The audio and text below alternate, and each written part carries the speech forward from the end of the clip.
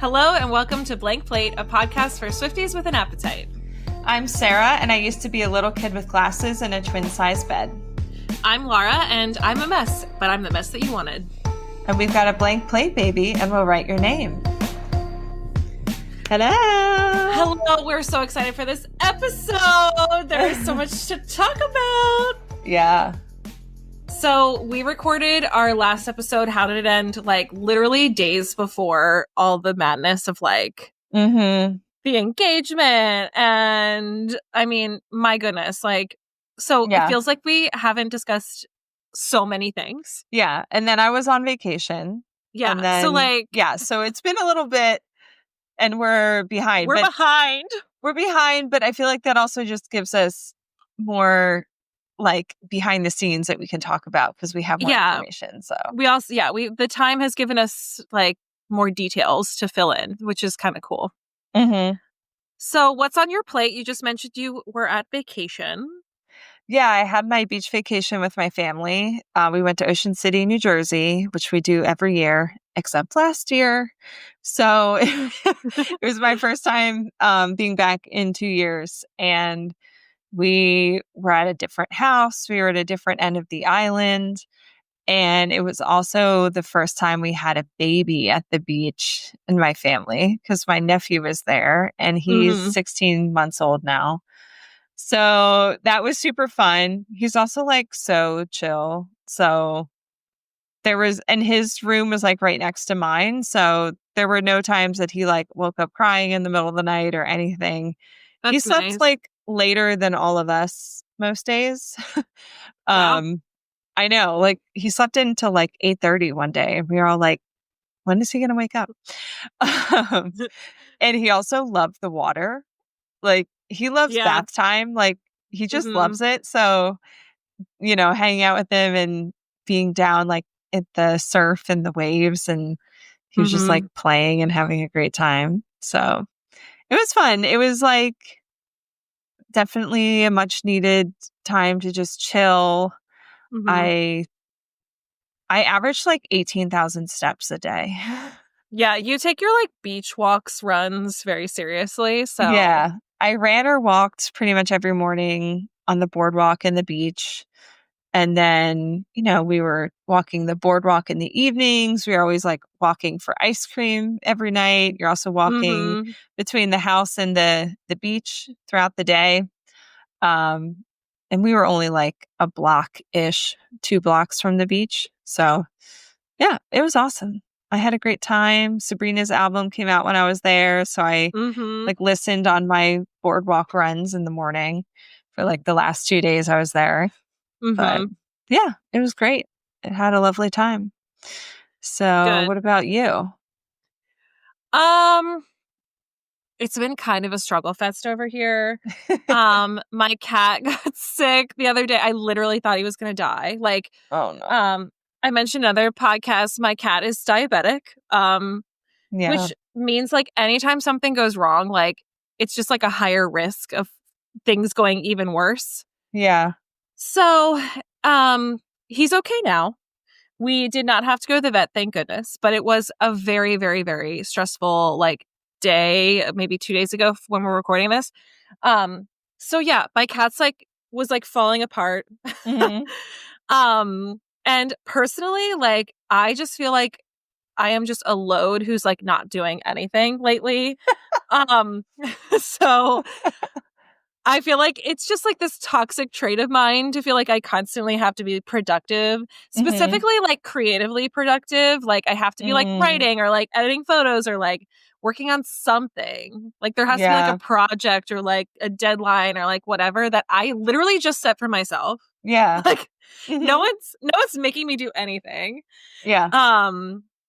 Yeah, it's like this toxic trait that I feel like I need to be like creatively productive. And right now I'm not. And it's like really hard because I don't know. There's like some side of me that feels that if I'm not making something or if I'm not working on something, then I'm like wasting my time. And I know that's not true. Like one half of my brain is like, girl, chill. Right. Yeah. And then the other side is like, you're wasting time. You should be working on XYZ. And I don't know what it is, but I'm like really struggling with it. So No, just like, I get that. I literally talked to my therapist about this the other day because, like mentally, I've been in a weird place, like at the end of summer here, and I was mhm. saying how whenever I'm like really busy and stressed out, I feel like overwhelmed. I'm like, oh my god, I just wish I had like a moment to breathe. Yeah. But as soon as I have a moment to breathe, I'm like, what is my purpose in life? Like, I need to fill this up with what something. I Right. should be doing something. What, Uh-huh. and I feel like anxiety Uh-huh. as if like there's something I should be doing, but what is it? And if I don't have something to do, then why am I even here? Like Yeah. that kind No, of thing. that is me right now, like Yeah, to a I T. And feel it. like, it's, I don't know what it is. I'm trying to like make peace with it because the only thing I like really have to do is like do the podcast and write Mhm. my Substack that I have to write because I Mhm. made myself write it. Like, Right. like it's just, there's no one else like begging me for stuff. It's just this is what I'm doing Yeah. to myself. Mhm. So but yeah, Yeah. I don't know. I'm just like trying to give myself grace. I'm like trying to remind myself like it's okay. Like, there's like Yeah. seasons of your life where you're just like not doing it. And Yeah. it's also like the beginning of the school year. So of course Mhm. you're fatigued and tired and like don't want to do anything. Yeah. So You're like it's nothing readjusting. serious. Yeah. It's Yeah. just if anyone else is out there and ever like struggles with not feeling productive, like you get it. Yeah. But yeah, I am really loving this like early fall weather, like this late summer, like 75-degree weather we've been having. It's been Mhm. so nice. Um, so I started doing my like classic like early watch Harry Potter Yeah. thing that I do. Uh-huh. And I think I'm gonna try to like continue watching like one of the Harry Potters like all the way up to October. Mm. So yeah, I've been enjoying that. And I watched a little Gilmore Girls last night. So I'm just like, Mm. it's September, you guys. It's fall. Right. And if you disagree, like, no. I Fall starts September 1st. It was weird for me because I was like just at the beach, right? So I'm kind of Yeah, that's I true. feel like I'm holding on to that last bit of summer. But now that I'm home and we are in September, we've had Labor Day and the weather is changing. Mhm. It kind of feels like whiplash because I'm like, guys, I was just at the beach. Like, Right. it's still Right. summer. Because you guys don't normally go this late, right? Like it's a No, later we time used to to go to the always beach. go in June. So this Yeah. was a new week for us, Mhm. which we enjoyed. The weather was like I get perfect. that. I get that though. It's like I was just at the beach. There's no way I'm getting pumpkins out. Right. And you're like, actually, I'm getting pumpkins out. So Yeah. Also, apologies for the storm happening here. If you guys can hear rain and or thunder, it's like really coming down right now. it's a vibe. Yeah. And it'll pass because it just passed us. So I'm sure it'll be over in like Okay. 20 minutes. Yeah. Taylor updates? I I don't mean, know. Did no- anything happen? nothing happened. I don't know what you're talking about. Like, nothing happened. Yeah. Nothing big on the Taylor front at all. No, Yeah. no. Just kidding. Taylor got engaged. You know this. We know this. We all know it. So, Okay. like, let's go through the details because we're obsessed, obviously. Yeah. But also, well, first of all, where were we when we got the news? I was teaching. So, And yeah. Did you like get a text or whatever and you saw it right away? I wear an Apple Watch when I'm teaching because I Mhm. don't like having my phone on me. So I got this notification, like push notification from Instagram that said that Oh, Taylor Swift has posted. And oh, okay. I was like, okay, is this like another album variant? Because we've been getting a lot of those. Mm-hmm. And then Rebecca texted and I said, okay, this is like probably something I should look at. So then I like Yeah. glanced and she was like, open. She basically was just like, what is happening? And I was like, okay, I got to get my phone. So I got my phone and I opened it and I literally like inhaled like in my phone. And my kids were like all working on like a little independent project and I literally went, and like people were like, I was like, never mind. Did you have any So Swifties in your class at that point? at the end of class, I was like, just so everyone knows, like 15 minutes ago, Taylor Swift and Travis Kelce got engaged. Yeah. And they were like, what? It's hard to know because like I don't know them super well at this point. At that point, it was maybe like 2 days into the school year. It was super, super short into the school year. Yeah. So I now know a little bit more of like if they're Swifties or not, but it was obviously like the news everywhere. Did you see the like social media clip of the all-girls school? Oh my God. Finding out? It was made so me cry. cute. Where they were singing Love Story in the hallway and dancing. Yeah, it was so cute. That's girlhood. That's girlhood. No, I think my favorite video. Oh my God, this is gonna make me cry. Why? This is making me emotional. No, seriously, like I didn't cry at like about Taylor getting engaged, but these videos have made me so emotional. I know, they're so sweet. It was this woman who's probably like our age, went to find her grandma. Like, I don't know if her grandma lives with her or she was just visiting. Oh, I've seen this. Oh my God. Literally so cute. It was like she went in and she was like, Grandma, you know, Taylor Swift and Travis Kelce, they're engaged. And she's like, and the grandma was like, already? She's like, I thought they would wait a little bit. And then the grandma goes, are there pictures? And it was just like, of course there are. It's so cute. But it was like this grandma just turned into like a little girl. Yeah. It was like, oh my God, these people got engaged. I'm so excited. Let me see pictures. It's like love, you know? Yeah. Oh my God. Taylor is just all of our close personal friend. Let's be real. Like, yeah. We've just been rooting on like every romantic like win for her. So, and like just in general, it's just been so nice. It's almost like the Eras tour was back for a minute because we had the collective joy. The way dopamine. That like the entire world seemed to be celebrating this news. Like everyone is genuinely so happy for the two of them in a way that I don't think I've ever seen. No. This is like the American royal wedding. Like we are all just like, sign me up. I want to know everything. It's amazing. It's just like the thing we needed right now in the world. So we needed it. But anyway, the way I found out was, like I said, I was at the beach, right? And like usually, even when I'm sitting at my chair reading or something, like my phone's right there in my bag. But that day, I was down at the water with my nephew because it was the first day that he actually came down to the beach with us. So I'm like playing with him in the water for like 20 minutes or something. And I had my watch on, but I was far enough away from my phone that I wasn't getting any notifications. So then I finish up down at the water with him and I walk back up to, to my chair and my bag. And I pulled up my phone and I just have messages from like everyone I know. And I saw that it was like my friend Steph, who's a Swiftie, and then like the text with you and Rebecca. Had like 12 messages or something. And I think I went there first. I was like, something's happening. And honestly, I think I was only like 5 minutes late to our conversation. I literally was like, where are you? Where are you? You guys were like, Sarah, where are you?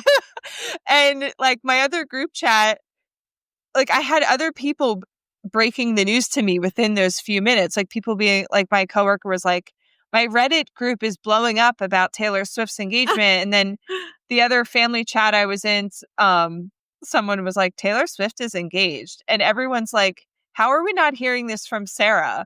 You know? And so then my parents got one of those like cabana tent things this year. So then I just stood under the cabana in the shade. Plus my phone was like so hot. The battery was just dying. And I'm just in the shade texting everyone. I'm texting. I'm going to Instagram. I'm looking at Twitter. I'm texting. And my parents were just like, are you ever going to like sit down? You're like, and no. I was like, I'm busy. This is like office hours. I'm clocking in. Oh, and also like Josh, was currently driving back to the beach because he had to leave for a meeting for like half a day. And I knew he was driving and he's almost always on the phone when he's driving. So I was like, I'm not going to call him and they can like get off the phone, whatever phone call he's on. But I did text him and I just sent in all caps, they're engaged. Which like, I realized like could be anyone. And he's like, like, you know, like he could have thought it was like someone in my family or something, you know, like. But I just in the midst of my texting, I texted Josh, they're engaged. And then a little bit later, he calls me because he actually got the CNN alert. He was like, I just got the news alert. Taylor and Travis. Yeah. So he like called me as soon as he saw. Yeah. Luke got home and I was just like, have you heard the good news? And he said, I've heard the good news. Yeah. The good tidings. The good tidings. Yes. The emoji of like Paul Revere on the horse yelling, Taylor Swift got engaged is literally Rebecca for us. Yes. Because like she was the first one. So yeah, amazing. And then like, of course, the days after we get all the details of like, what was she wearing? Like, where were they? Like, how is it happening? And it's just like, give me all the details. It's just everything all we need. The reaction videos, like, oh my God, the Tavis edits of just like their love story. And yes, it's just so good. It is. So let's get into it. Okay. All right. The post that we are referring to is when Taylor posted, your English teacher and your gym teacher are getting married, plus the dynamite emoji for like TNT, Travis and Taylor. Yeah, TNT. Because that's what their bracelets say. They have matching bracelets that say TNT. Yeah. And it's a 5 carousel picture on Instagram. Literally just like, first of all, as a teacher, I can say this is 100% English teacher and gym teacher relationship. 100%. Which also shows that Taylor and Travis know that we were all saying that after the podcast. That we were like, yeah, they're like the English teacher and the gym teacher dating. They know. Yeah. They know. She was wearing a Ralph Lauren halter neck dress that was like cream/white. So somebody must have tipped her on to say like, girl, wear this specifically. And I could not stop looking at her diamond encrusted Cartier watch. Cause like the watch to me, I was like, dang, that's almost as impressive as the ring.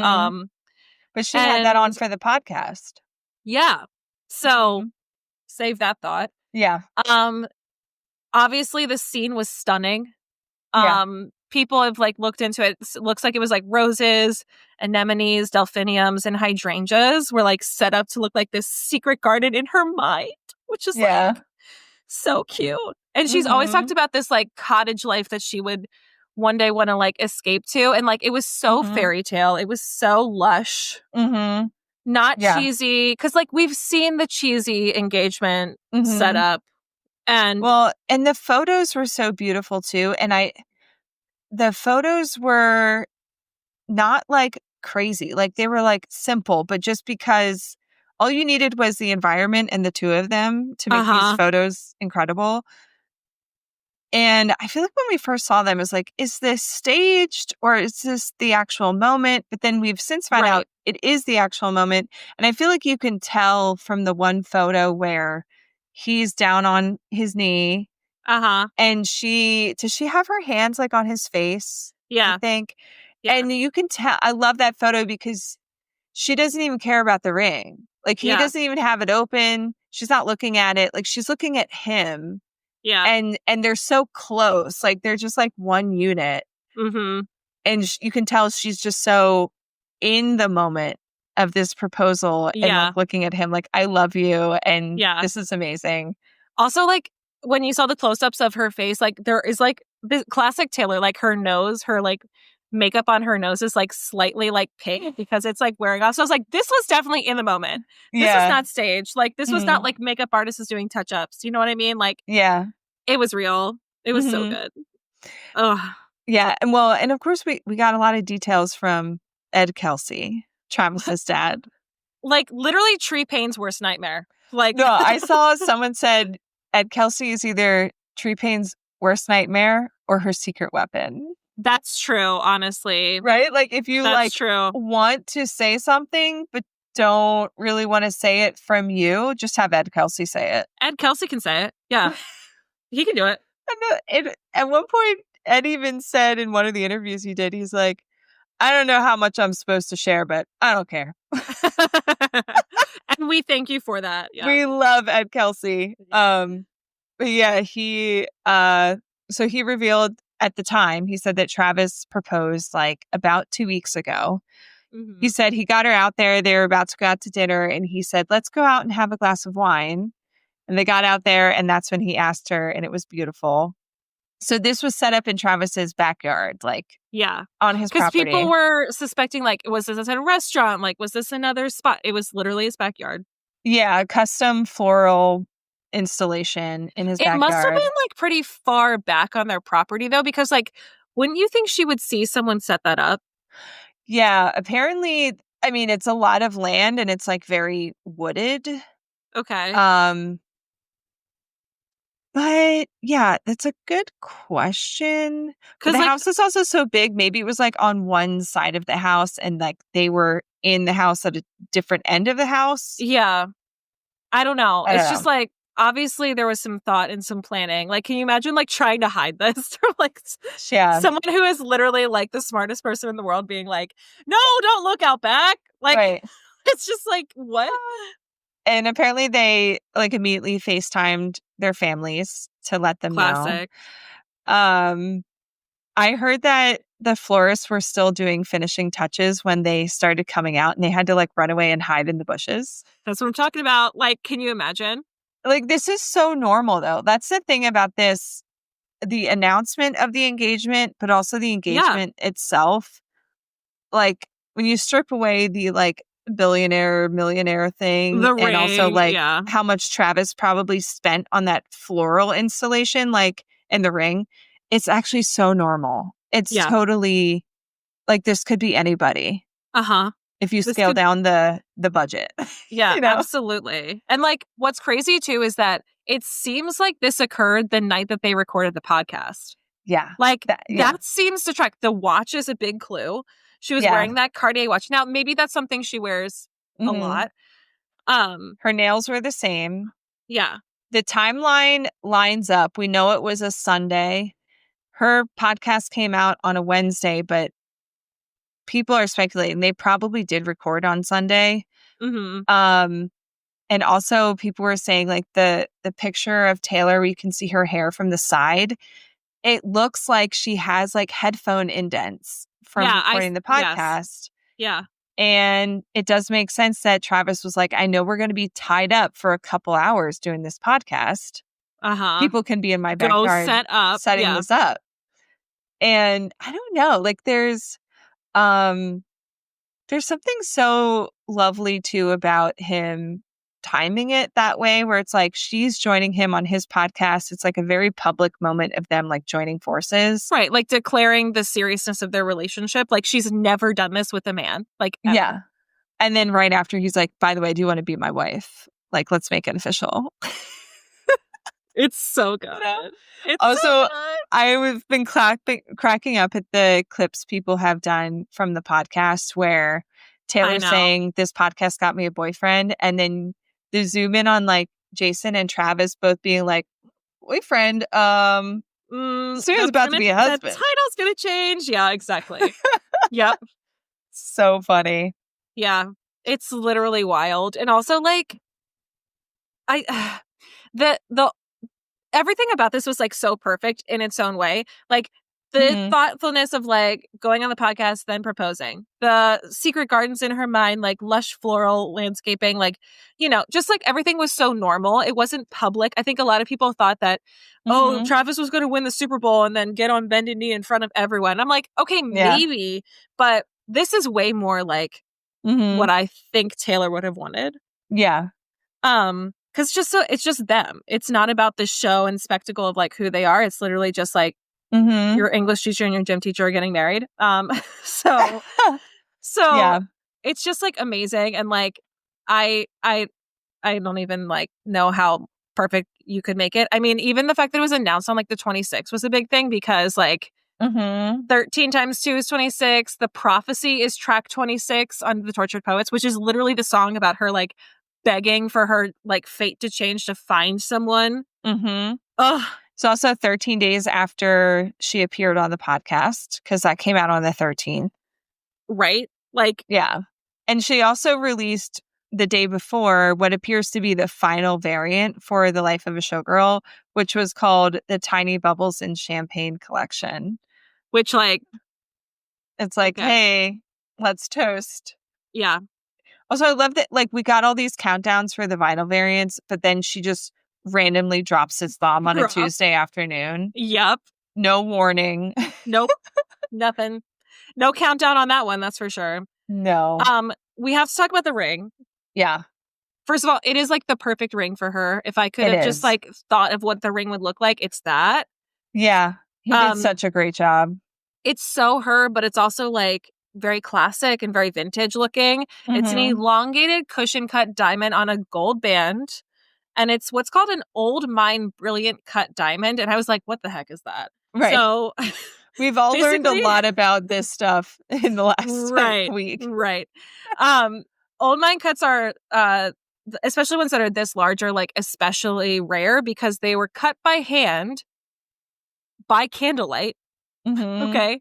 Rather than electric light, long before modern like symmetry standards existed. Um, Mm-hmm. and instead of like the sharp brilliance of like modern cuts because they're like so precise, they give off more of like a romantic, soft sort of like vibe to Mm-hmm. them. Yeah. And that uniqueness is like coveted because like this is something that can't be replicated. Like this is one of a kind. Yeah. Literally, someone was by candlelight making this, which is like Mm-hmm. so Taylor. And I So guess these cuts also like twinkle more in more of a candlelight setting as opposed to like, like more direct modern light. lighting. Right. So yeah, it's like picture Taylor and Travis at like some swanky bar with dim lighting and she has this ring on and she's like drinking a martini And it's or just something. glistening. Yeah. Yeah. Stunning. Yeah. Later we discovered that it was designed by Kindred Lubeck. Lubeck? I think it's Lubeck? Lubeck. Lubeck Hmm. of Artifacts Fine Jewelry. She's so young. She's 30. Yeah. She's 30. She started designing jewelry in the summer of 2019. Crazy. She recently released a collection titled The Vault, Are you which joking? which included pieces that her company had been working on for over a year. And Crazy. she specializes in hand engraving. So, like, if you look at the band of Taylor's Hmm. ring, it has like intricate stuff with some people think it might even have a T engraved on each side for TNT. I also saw it might have an infinity sign on it somewhere. So, Ooh. um, But there's definitely also, some kind of hand engraving happening definitely yeah, on that ring. she's also just like super cool. Like, I love that he didn't pick some huge Hmm. company. It's not like Tiffany or Cartier or whatever. Right. It's a young woman who only started making jewelry like 5 years ago. And she was told that she could never design jewelry. And she was like, hold my beer, which is so Taylor Swift Yeah. coded. That Yeah. she's like, oh, Love you that. think I can't do this? I'm going to design Taylor Swift's engagement ring in 5 years. So then call me later. And imagine the amount of business she's going to have after this. Like the fact that like she is the creator of that ring is insanity. I Yeah. mean, I couldn't find confirmation of this, but I remember hearing somewhere that she also specializes in like ethical gemstones. So like I don't think anyone is allowed to like bring a, a gemstone to her. Like I think she specifically uses old ones that like already exist rather than like right, new right. ones, if Like that makes mining, sense. mining a new one, right? Mm-hmm. Which is ethical. We love an ethical queen. Yeah. Speaking of the diamond itself, it's estimated to be between 7 and 9 carats. And I was thinking, what if it's 8.9? Okay. What if it's That would be 8.9? crazy. Just saying. And the value range is between, oh my God. The range is crazy. Yeah, there are From a lot of different estimates out there that range from like 250,000 to like some guys said it might be like worth 3 to 5 million. But the most common value we've seen is somewhere in the like $500,000 to $1 million range. right. Like, just a cool mill. Right. Um Yeah. but I just see like this is going to be like a trend in the wedding industry is like this cut of diamond, like the Mm, elongated sort of like vintagey inspired thing, cushion cut. Like, yeah. I also saw someone pointed out the fact that like it's flat and like flush to her finger, which mhm. makes it much more wearable for such a large diamond. Right, because it's huge, but it's not like popping like off her hand. Like Mhm. it's Yeah. kind of more like understated in that way. Yeah. I think it It's fits her so really good. well. I feel like Yeah. when I first saw it, I was like, I don't know how I feel about this. But the more I looked at it and the more I learned about it, I was like, wait a second. This is Yeah. perfect. This is perfect. Yeah. Well done, And like, Travi. honestly, how happy are we? Like, this is the American royal wedding. Like, all the speculation about dresses, the details, like, where will it be? Will it be in Rhode Island? Like, will it be at Holiday House? Will it be in Italy? Like, what's the vibe going to be? What song is she going to walk down the aisle to? Like, Right. like, what's her dress going to look like? How many many people are going? dresses? Yeah. Will she Is it have a small wedding? bridesmaids? Right. Exactly. I don't see a small wedding happening. How Not with could like the they? full-blown entourage that Travis has in his life. Unless they're literally going to have like almost an elopement with like just family. But I don't see that for them though. Yeah, I don't know. They I don't know. They are two extroverted people. Yeah, they're who going to want to love party. to celebrate and have a party. Like they're gonna have a huge party. They're going to want to have a party. Yeah. Which is why this is the royal wedding. Okay. Yeah. And I could even see them doing like a Vogue exclusive spread. Something. Oh, whoever's going to get the spread is going to pay a lot of money for it and we're going to eat it up. So. Oh my God. Like if there's like a Vogue of Taylor's wedding, I'm buying that Vogue. I mean, can you imagine that they do a video? Sometimes they do that, like getting ready, like video shots too, like a Vogue special. Crazy. Oh my God. So like speaking of like how excited we are and stuff, I had been taking notes for this episode on my phone in like a separate place. So then when I was going through our document, I was like making sure I hit all the like thoughts that I had. And I found the one note I had written before the engagement happened. I wrote, she announced her Travis album with Travis sitting beside her, cheering and throwing glitter. Like, meaning like, this is like why we love Travis. Like, Joe was not there for Lover. No. Right? Like, he's nowhere to be seen. Travis is like, this is like the album about me. Come on my podcast. He's literally like holding the vinyl. Like, okay. So I said that. And I said, if they don't get married and stay together forever, I will lose my mind. Right. Because this could have been like such a crash and burn situation. Imagine it. Like an album comes out, they release it together, and then like they break up. Like, right. Just like, no. I just can't picture it. I can't picture it. It had to work out. It had to work out. But yeah, I feel like Travis really did this all correctly. Like the flowerscape, the ring. He gave her that like romantic storybook fairy tale proposal in a garden of roses. Yep. And he had a photographer so she can do her like millennial Instagram engagement announcement. Classic. Yeah. And the fact that she got to share this with us like on her own, it wasn't leaked by anyone. It wasn't like in People magazine, like reports of Taylor Swift and Travis Kelce being engaged. Like she told us. Right. And the caption was even kind of bringing us into it by saying like your gym teacher and your English teacher are getting married, right? Like, yeah, like you're a part of the story. You're a part of this. I know you want to know and I want to tell you. And I'm like, yeah, you're going to know. We're getting married. Yeah. And like I said before, what like actually made me get really teary about all this, because I'm not surprised at all when the engagement announcement came out. I was like, oh, okay, yeah, there it is. Yeah, like I'm not surprised. We've been Travis Kelce stands from the jump, the two of us. So like we've been like, well, duh. Yeah, I'm like, yeah, they're gonna get married. It's just a matter of when. Yeah. So I was like a little surprised at the timing, but I wasn't like shocked in any way. Right. So like what's made me emotional is the response by the world. Yeah. You know, the collective joy we all feel. Like she found her person, like thinking about it in the context of her whole life that she has shared with us, and the way we get to, because she's always brought us in, we get to celebrate this milestone with her because she's brought us along the entire way. The woman who has written about love from every angle at every age and been like brutally honest about every aspect of it is like having the biggest win. Like, right. And we are celebrating with her. Like, yeah. And like she said on the podcast, how the way Travis kind of shot his shot with her, She was like, this is kind of what I've been singing about since I was a teenager. Mm-hmm. And that's why we've all loved Travis from the start. Like, once we Right. saw them together, we were like, oh, yeah, this is it. This is everything Yeah. she's ever wanted. This is everything that she should have. Yep. And this makes sense. We're like, of course they're getting married. Yeah.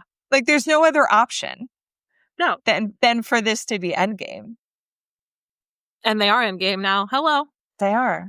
So, like, what a big and happy surprise for all of us. Mm-hmm.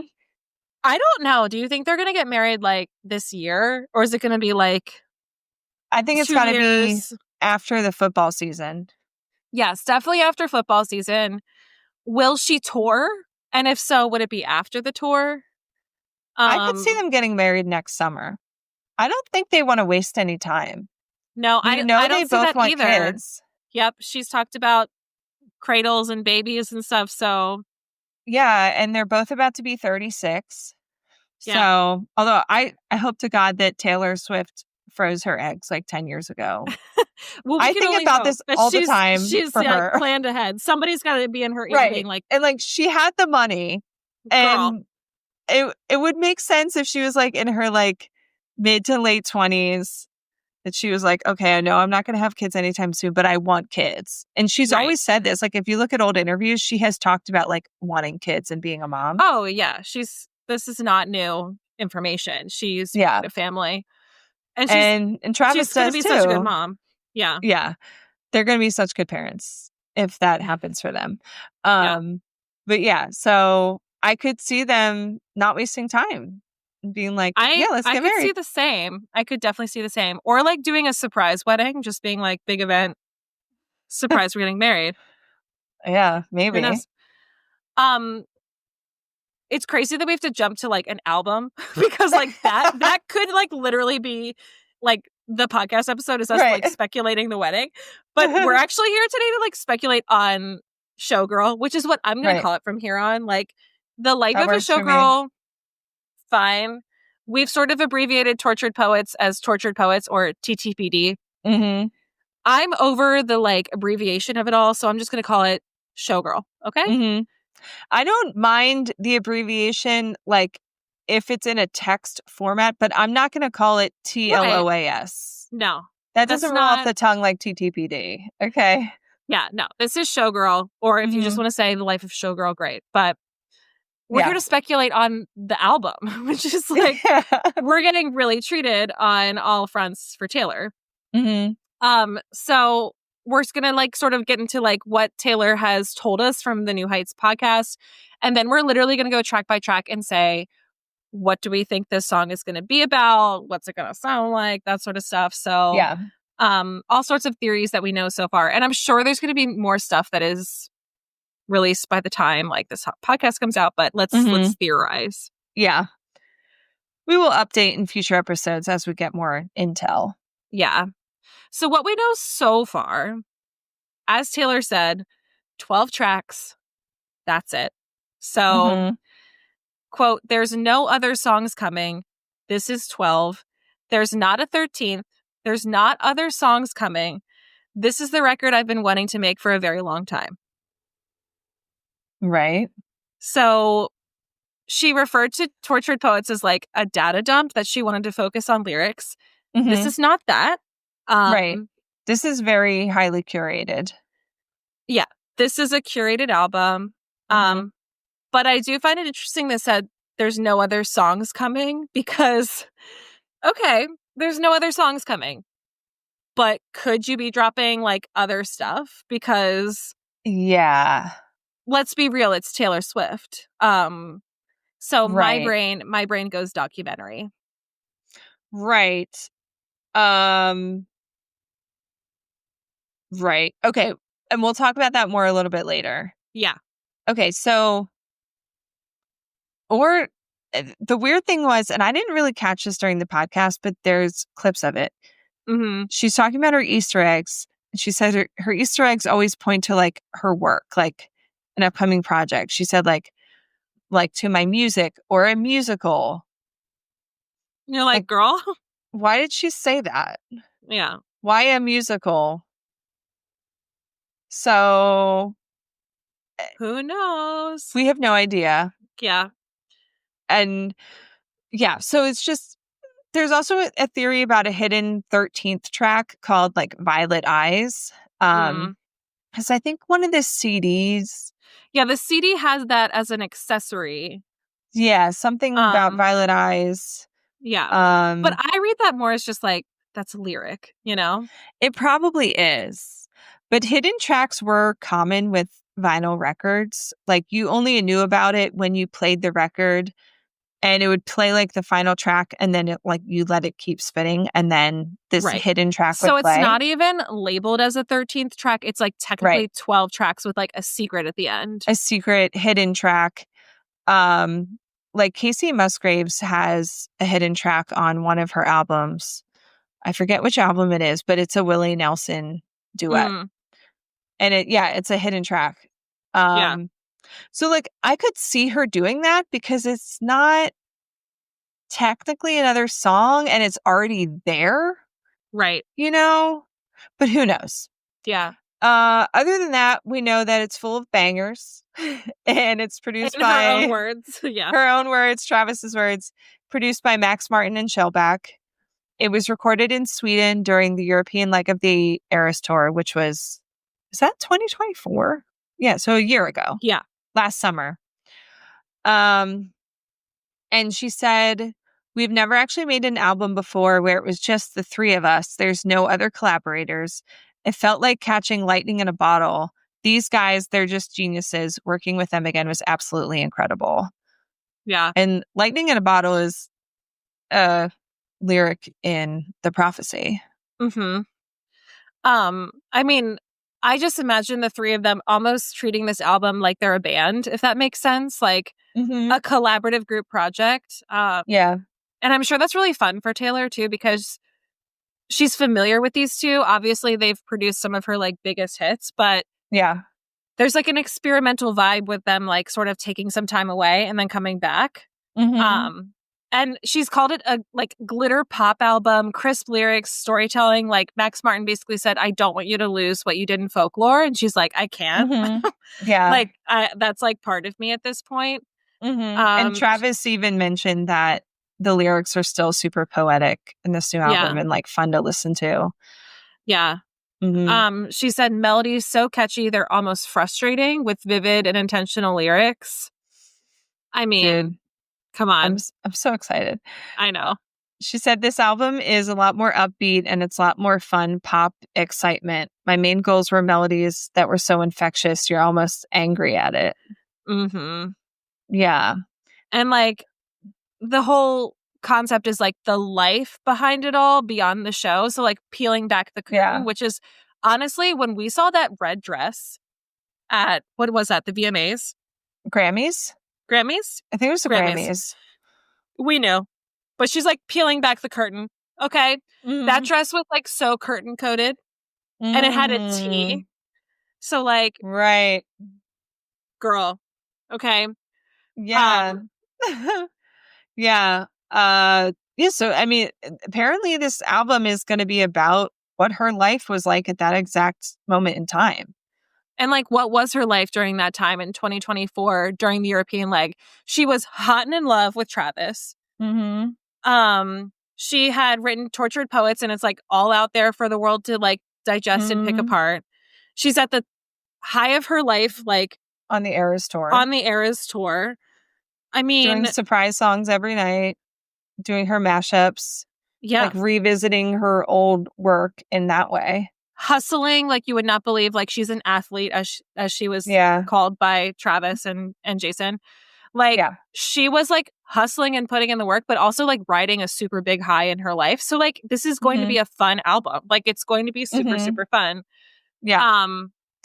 Yeah. But also, she picked Max Martin and Shellback for this album because Travis loves 1989. Travis right? is such a 1989 stan. Like, yeah. Yes. I mean, I love Jack Antonoff. I love Aaron Dessner. Yeah. I am ready for a change. Like, I think Mm-hmm. she knew that she sort of like had this concept in her brain. I mean, like, I'm super excited. If she would have Yeah. said that she's working with totally random people too, I would be excited too. Mm-hmm. But These two are like Yeah. the 1989 masterminds.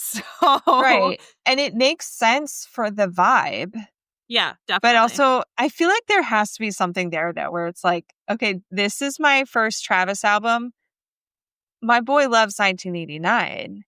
You got to make it somehow related to that.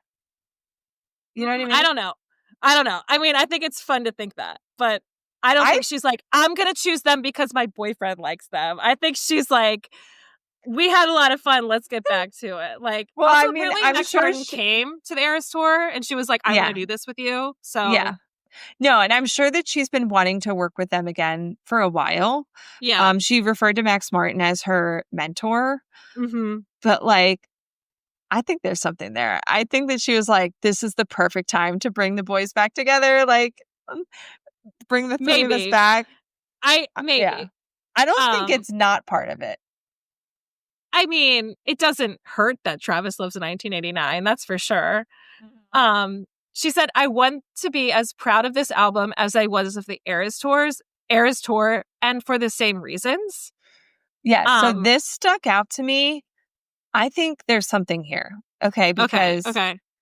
remember what she said about the Eras tour, how she wanted it to feel like an algorithm and to like constantly putting new references and things in front of our eyeballs, like references to various performing art styles. And it's just like you're constantly being stimulated. So if she said that that's what she wanted the Eras tour to be, and she was so proud because they successfully did that, then wouldn't that mean that that's what she wants this album to feel like? Like, I mean, yeah, I think it reads like I'm proud of the Eras tour for the like methods and the like way that we organized it and the way that we got all of this stuff to like perfectly be coming across. Like, I think it's just gonna be jam packed because the Eras tour was jam packed. yeah. So, But like, I take that to mean like, I think there might be a lot of music samples or references for one thing. Interesting. Like the song Father Figure. Is that going to sample Father Figure by George Michael's in some way? Like, because they did, or was it a Jack song? Look What You Made Me Do. That might be a Jack song. But she interpolates I'm Too Sexy for My Shirt or whatever. Yeah. Which honestly, I've never really picked up on it that much, but it's there because they have a writing credit. So I could see her doing stuff like that in this album. Maybe sample TNT by AC/DC because obviously TNT, but also Travis wore an AC/DC shirt shortly before the proposal was announced, which was like maybe his own little personal Easter egg. So like keeping that in mind, I feel like, so we know this album's going to be like upbeat. Yeah. But I wonder if they really strived to make sure that each song still has like a unique sound. Like cohesive, but is this going to be cohesive, but like each song is sort is of like no song's going to sound like another song, even though they're all going to work together. Right. And I could also see her doing like at least one song with like movements to it. Like, you know how Billie Eilish's songs on Hit Me Hard and Soft kind of had movements? And like Gracie Abrams also kind of does this in her own way, where like sometimes I feel like songs of hers are actually two songs, where the first half is one song and the second half is a completely new song, but it's all part of the same thing. I don't like Taylor hasn't really done that before. No, not typically in like, you know, I mean, I think you can maybe do like All Too Well, 10-minute sort of has that where it's like a little bit. You have the like main chorus that we know and love, but then like the latter half is like kind of its own, you know, thing. Yeah. I like this theory. I think, I don't know, like, do you remember a couple months ago, there was like some violinist who like accidentally leaked that he was recording something for Taylor? Yeah. So like that got me thinking, I was like, is there going to be like orchestral, like disco hits? Is this going to be like, like And is that just one song, or is that going to be like, Mhm. is it going to be like ABBA, where it's like fun disco music and then like, Mhm. I don't know. It's just like, is it going to be entirely one genre, or is it going to span genres? Like, Yeah. we don't know with our girl. She could literally throw us for anything. Like, Yeah. So that's kind of what I'm saying, where it's like, I think like 1989 has got to be her most cohesive album yeah, sonically, I definitely. think. Yeah. Like I don't know if it's going to be cohesive the way that album is sonically, but like it might have more variety in this way of like different Right. music style references and how she's putting them together. And like I'm sure there's going to be threads like connecting all the songs. Is it going to be a through story? That's another thought that I had. Is it going to be like, Mm, track one begins, we're taken on the ride from like that point on to like the end of like the life of the showgirl. Like yeah. the show is closed. Do you know what I mean? What Like, if the whole album, oh my God. Because remember she said how like you couldn't add a song, you couldn't take one away. right. Is this like the story? What if the album straight up flows? Like no cuts. Oh my God, love. Yes. Right? Could be. Could Like be. a musical kind of a thing? Yeah. A pop opera, if you will. Yeah. I could see it. Also, if you think about it, the life of a showgirl. If we start at the Fate of Ophelia, which is track one, and then Mhm. we end with the song The Life of a Showgirl, sort of like putting on a conclusion, like uh, like where is her brain going? Because you know that she is like an Easter egg slash like she's a planner. So I'm sure in her brain she's thinking like, how can I Mhm. make this so cool? Like how can I Yeah. make this so, like you were saying, like with the Eras tour, Mhm. it would be crazy if it was just like a through Yeah. album. I mean, truly, she said this is the kind of album I've been wanting to make for years. Mhm. So does that mean the sound? Does it mean she like really wants to lean into pop again? Like really lean into pop? Well, that's what I was thinking. Like, I wonder if it doesn't just mean like sound, like, oh, like this big pop album with Max Martin and Shellback. I feel like she could also mean that from a content perspective. Like Mm, she's been wanting to make an upbeat, happy pop rager album about like feeling safe and being in love and just like being on top of the world.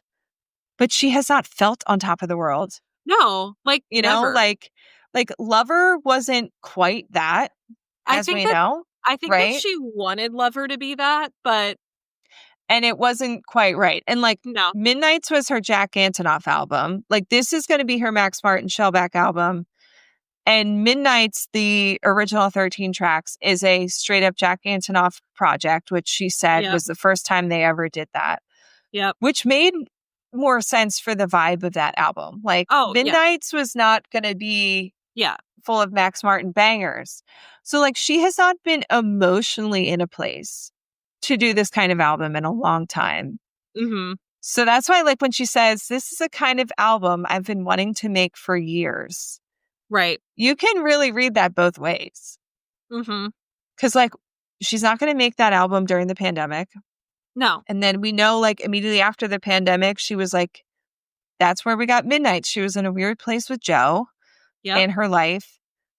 But then she hit the Eras tour, and then we got the Tortured Poets data dump Yeah. because that was nuts. Yeah. And now, as of last summer, she's finally in this place of just what appears to be like a bliss Yeah. and confidence and just like contentment with what's going on in her life, I also except just for feel her like masters. there's also this sense of like confidence in this Mhm. record too. Like she's obviously like not a super boastful person. She's not going to be like, this is the best album you're ever going to hear of all time, but she's very, very proud of this record. Yeah. Even Hmm. the way that she's speaking about it, like it's not like she's like dropping Easter eggs. It's like she's like, I'm proud of this record. The Hmm. photo shoot is literally just like, talk about confidence. Like we've Yeah. never seen our girl. No, we've never seen her like that. Speaking of, like, let's just talk about the album photography real quick, okay? Hmm. So she chose the same photographers as Reputation, which is Mert Alice and Margus Pigott. Hmm. And the whole like concept is to glamorize the different aspects of how that tour felt. And like I said, these photos are so hot. Like, Yeah. like Yeah. what is happening? We've seen her belly button. She's like burlesque dancing in one, like the bikini tops of it all. The butt. Like the body, the butt, the body confidence. Like it's just like, it's amazing. And like we're like digging through like what some of these might represent, right? Yeah. There are people who figured out that it was potentially shot at the Los Angeles Theater, which is the same place that Delicate was shot.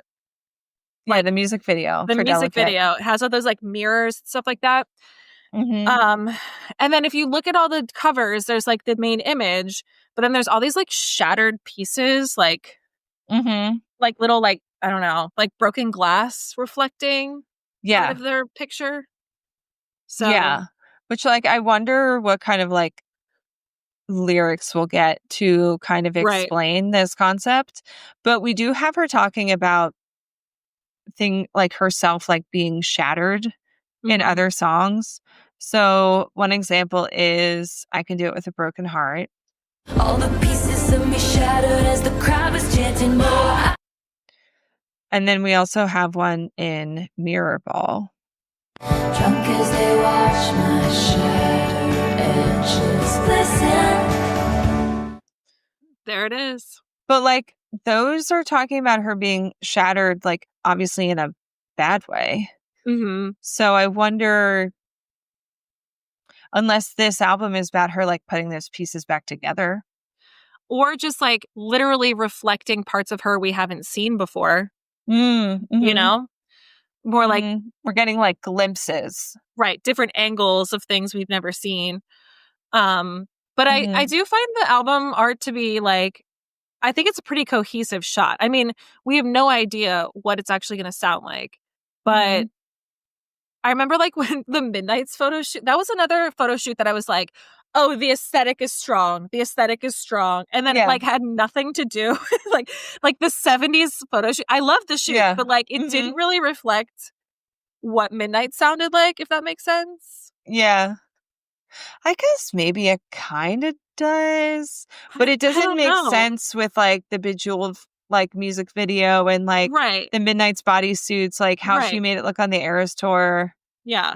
I don't know. There's a disconnect there. There's a disconnect. We've talked about. Tortured Poets has like the perfect aesthetic for like what that album is. And like, I'm wondering, because Reputation was another one that was like perfectly done. These are the photographers of Reputation. So I'm like, they obviously have a pretty strong concept of this album. Yeah. But I love it. So they look good. And they're, even though it's the same photographers as Reputation, it feels unlike any other photography she's done. Yeah, it's definitely different. Other albums. Plus her last several albums, she used Beth Garabrandt for the photos, which I think she started working with her for Folklore. So she did Folklore, Evermore, Midnights. She did Red. And TTPD. She did the 1989 Taylor's version. And didn't she do Speak Now? Speak Now. Yeah, like Taylor worked with her like exclusively. Yeah. So we're switching it up. These photos are interesting. Also, like all the variant photos are so different from the actual cover art. Which we'll get into a little bit later, but because all the variants are more like her actually being a showgirl, right? Kind of like performing, and the original cover is more behind the scenes, like as she described, like taking her bath at the end of the night. Right. Yeah. More on that later for sure. Yeah. I did like a whole deep dive on that. So like buckle in. So documentary. Yeah. Back to the documentary. Okay. So Taylor said there's no more songs. Okay, girl. No more songs. Okay. If you say so. But she also said, when this is all gone down, you won't be able to go to bed until 4 a.m, but you had to jump through 50 million hoops in this obstacle course that is your show. And you did it. So the fact that she mentioned, she's talking about like what it felt like to be on the Eras Tour in that quote. Yeah. But the fact that she said you couldn't go to bed till like 4 a.m, I'm like, 4 a.m? Is that an Easter egg? Like, you know, Yeah. we know that she's done like what is it? Like up till dawn, like 1 a.m, like she dropped TTPD at 1 a.m, whatever. Right. So I'm thinking if it's 12 tracks, that album by itself, like Sabrina's new album is 12 tracks, I think, too. And it's between like 35 minutes. And I'm thinking like Taylor's a lyricist. Maybe it'll go to like 50 tops. Yeah. Mm-hmm. And if it drops at midnight, that takes you to like 1 a.m. And then what would take 3 hours to get you to 4? Maybe a documentary. What if she does this and there's also like a digital scavenger hunt we have to do to reach it? Because she says you had to jump through 50 million hoops in this obstacle course. I'm ready. Right? I'm ready. Clock in. I'm ready. See, I'm so worried because we're not going to listen to it until Friday night. Like, yeah. Well, and so when Tortured Poets came out, you and I knew, like, we're waking up in the morning. We both had to work. We're going to listen that night. So we were like, we can't stay off social media. Yeah. But that night I woke up at like 3 a.m. to pee. And of course I looked at my phone because I was like, did anything happen? And I saw the 2 a.m. dump with the extra songs and I like couldn't get back to sleep. Yeah, so I feel like this time, if I wake up in the middle of the night to pee, I have to be like, Sarah, do not look at your phone. Don't do it. Because we'll probably have like text from Rebecca from like 1 a.m. Don't do it. I can't do it. Literally all cell phones on silence. Yeah. The show is about to begin. Like all day. I'm not maybe I won't even turn my phone on. Like maybe I'll just keep it off, like legitimately. Yeah. Well, and my problem is I've told Josh, I did this last time. I was like, you cannot be on TikTok around me during the day. Yeah. Because he's always on TikTok and it's just playing out loud. Like my coworker is definitely gonna be like, did you hear? And I'll be like, la, la, la, la, la. Yeah. Yeah, we have to like warn everyone, like, don't talk to us about it. No spoilers. Not until like Friday at like whatever time you can get to my house. Okay. Right. But even then, like we need to, because we have to listen first. So we have to read the album, like, we have to read the album like chapter that she's gonna write to us. Okay. Yeah. There's a method. If there's a 3-hour documentary, then what's going to happen is you and I are going to listen to the album Friday night. Yeah. And then we're going to go to bed. And because I'm sleeping over. Yeah. And then Saturday morning, we'll wake up and watch the documentary. That's the only way. Yeah. Because you and I go to bed early. There's no way we're like, once we listen to this album. Unless we're like literally riding a high and we're like, I need to know everything. Right. Which also might happen. Yeah, we could do that.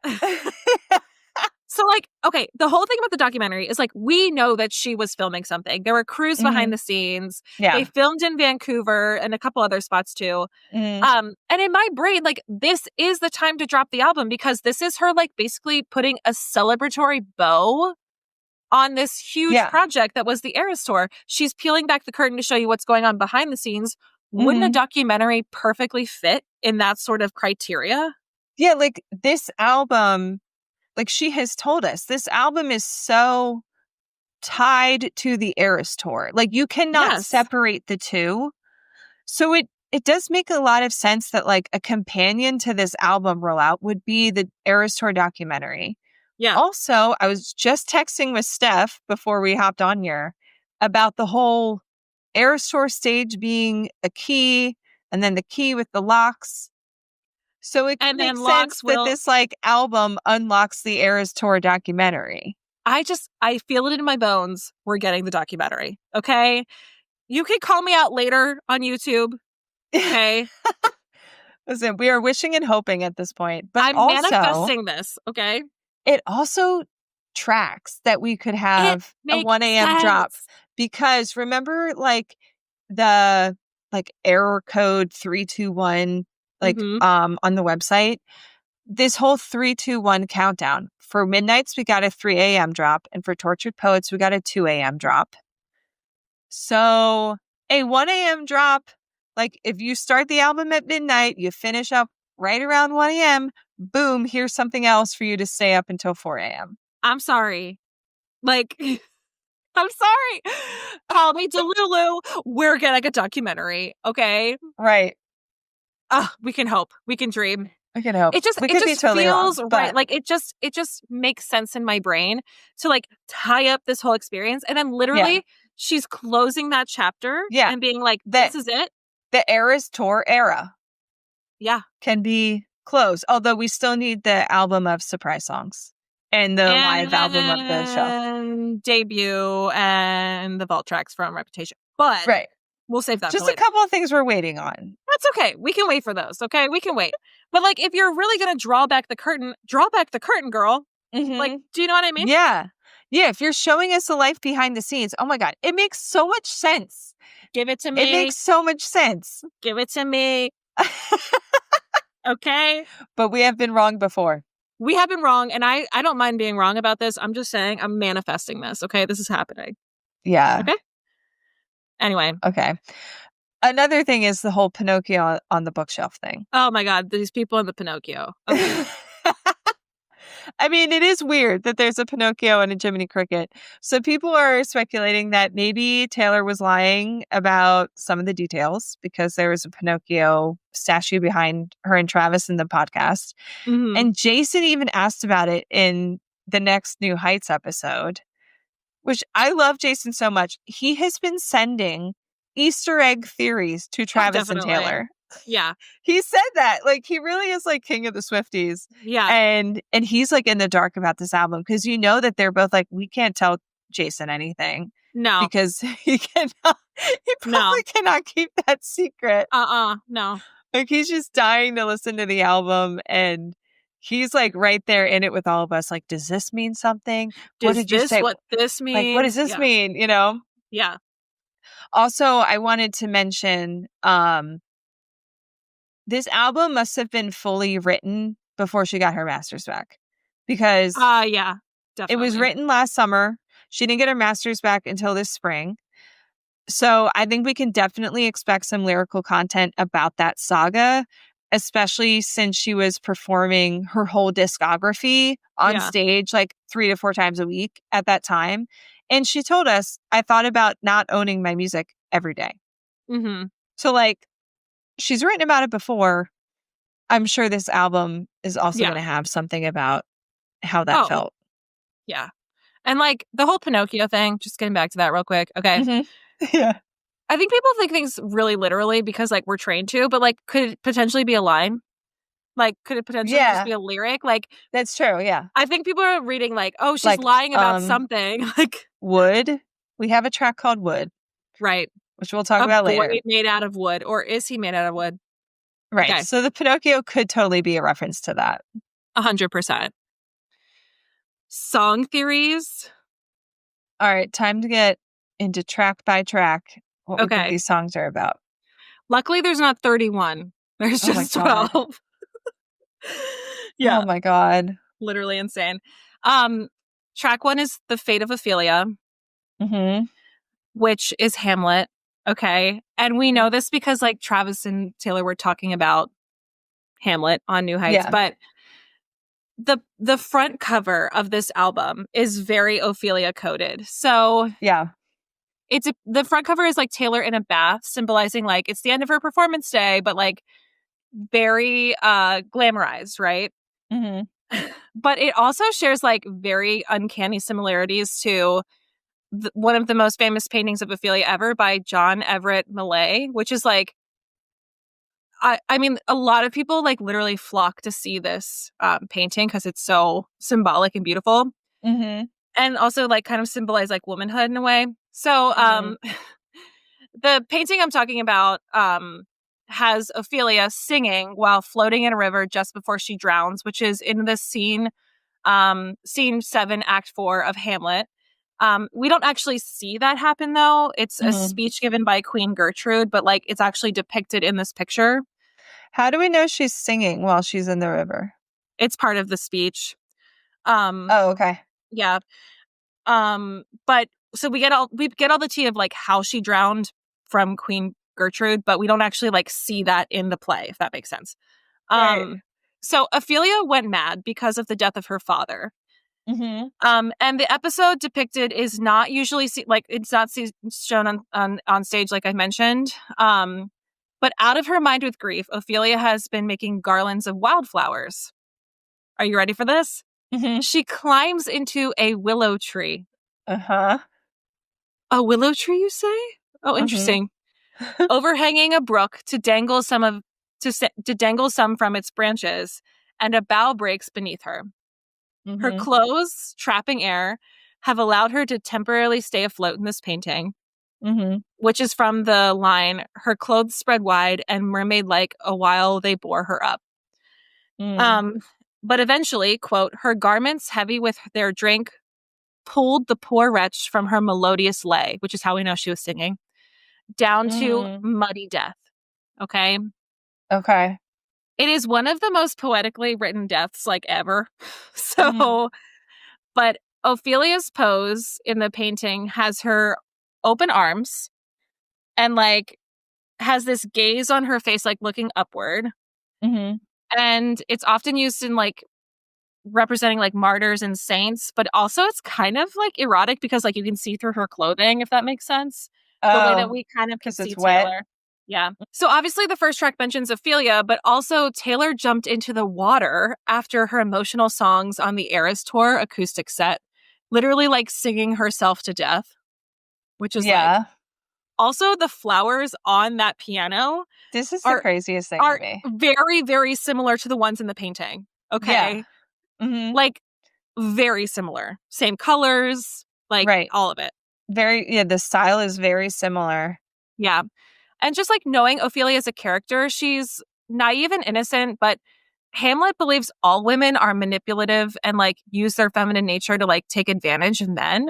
Mm-hmm. So even though Hamlet, like, probably loved Ophelia, their relationship was, like, super complicated. Sound familiar? Mm-hmm. Mm-hmm. Um, he initially expressed affections for her and then sends love letters, but then he starts really being mean and, like, harsh to her. There's, like, a Mm-hmm. nunnery scene where he basically tells her to screw off and then go be a nun before he kills her dad, by the way. Like, That's messed up. that's crazy. Yeah. Um, and basically, like, there's a lot of weird similarities. So the fate of Ophelia is that she fell in love with a man who was cruel, treated her unkindly. She sang herself to death and Mm-hmm. drowned. Yeah. And we And talked about this a lot in our episode for Big Daddy, I Love Him, because, you can read that song as being a Hamlet parallel, and compares Taylor to Ophelia.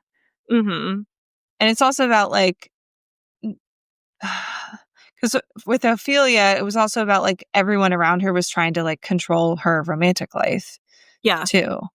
yeah, Um, yeah. So I think, like,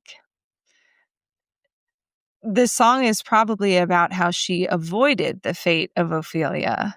hopefully, Yeah, like, she's no longer, like, just the tortured poet, right, but also, let's not forget that Joe Alwyn is going to be starring in an adaptation of Hamlet. So, true, like, had she stayed with him, then she really would be kind of like an Ophelia type, mhm, like, in that situation. Um, so yeah, it probably, I hope, is about her avoiding that fate, especially as the track opener being like, here's where I thought I was, right? Like, and I feel like that's really going to tie this album to Tortured Poets, like, as mhm, the bridge to yeah, be like, here's where I thought I was, like the right, prophecy, all that stuff. But I came out alive, right? mhm, mhm. Which also makes me think of the Bolter. By all accounts, she almost drowned when she was 6 in frigid water. Another similarity. Yeah. Yeah. So that's interesting. Yeah, so it's like, I wonder if Taylor has really connected to this character of Ophelia for a long time. Mhm. And then it hasn't been until this point in her life that she's like, oh, that doesn't have to be me, you Right. know? Right. Like, I'm escaping the fate of Ophelia because I don't have to Mm-hmm. drown myself in song and Mm-hmm. sorrow and, like, Yeah. whatever. Mm-hmm. Um, yeah, I like the theory about it being, like, escaping the fate for sure. Um, Yeah. Because if not, it's going to start real dark. And I don't think we can get darker than Tortured Poets. Like, I hope not. I was supposed to be sent away, but they forgot to come and get me. I was like, right. Excuse me? Yeah. Like, which remember, that was like a bridge from Midnight's with like, have they come to take me away? So I think this opening track will be super interesting. I wonder if it'll tie to Clara Bow in some way, like some one line or something like that. Anyway, track 2 is... I could see this next track tying to Clara Bow. Yes. This one's called Elizabeth Taylor.